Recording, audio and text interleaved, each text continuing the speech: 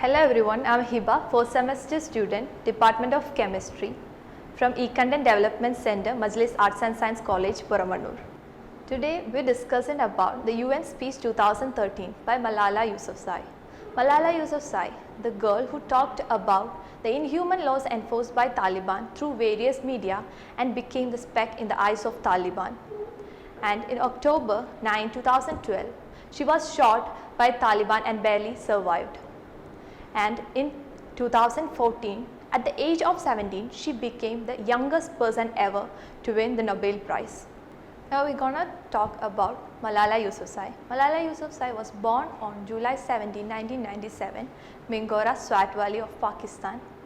In 2009, under the anonymous name Gul Makai, she blogged BBC about living under the threats from Taliban. In 2011, she was nominated for International Children's Peace Prize by Desmond Tutu and was awarded by Pakistan's National Youth Peace Prize. In 2013, after surviving the assassination attempt, she gave a speech at the UN and also published her book, I Am Malala, the girl who stood up for education and was shot by Taliban. The same year, she was awarded by Sakharov Prize for Freedom of Thoughts by the European Parliament.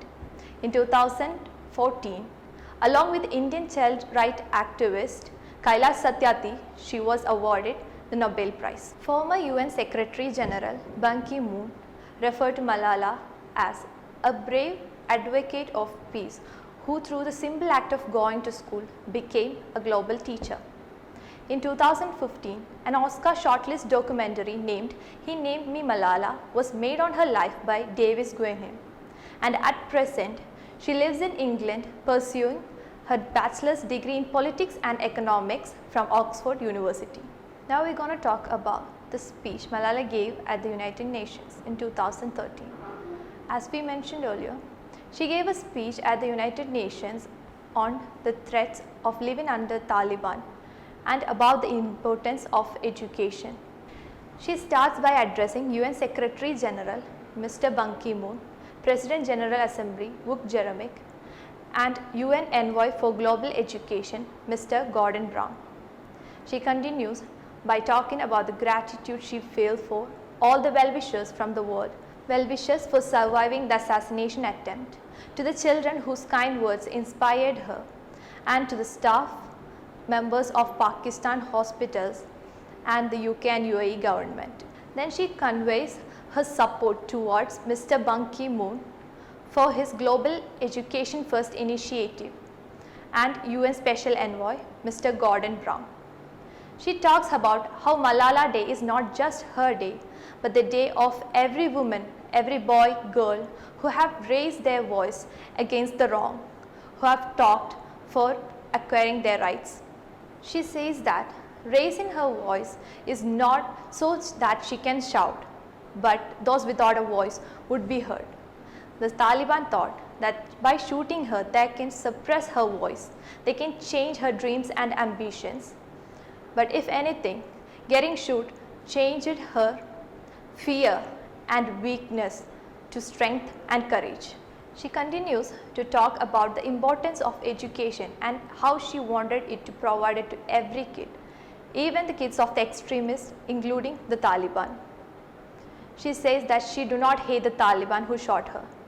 Even if she had a gun, she would not shoot him because it's the lesson of compassion and forgiveness that she have learned from the world leaders and her parents. That's what she knows, to be peaceful and love everyone.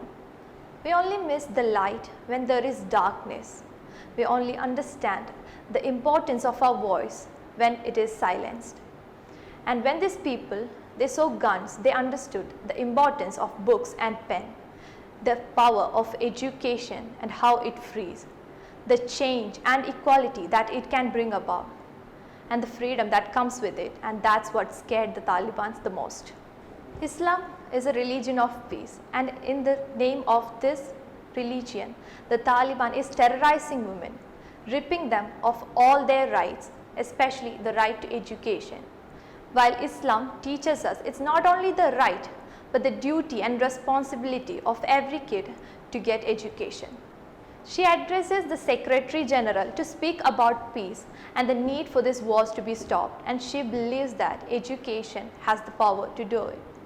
She says that injustice, ignorance, racism and the basic deprivation of human rights is the most important problem that is faced by humanity today, and we, the people, together need to take a stand. She says that she is stressing on the women and girls' rights because that's what's suffering the most today. And she is saying that women are taking a stand now. It's long time that we stood for our own rights. Doesn't mean that men do not have to talk for it. She calls upon all the world leaders to provide peace, calls upon them to provide women all their basic rights, to provide kids free education, and to fight against terrorism, violence and the brutality that is against the weak. She concludes her speech by saying that nothing can stop her from reaching her destination of providing peace and education to everyone, and together no one can stop us from getting there. She believes that for every problem that we are facing right now, education is the answer, for there is no more important tool than books and pens. So we talked about UN Speech 2013 by Malala Usafzai. I hope you all understood what I talked about today. Thank you all.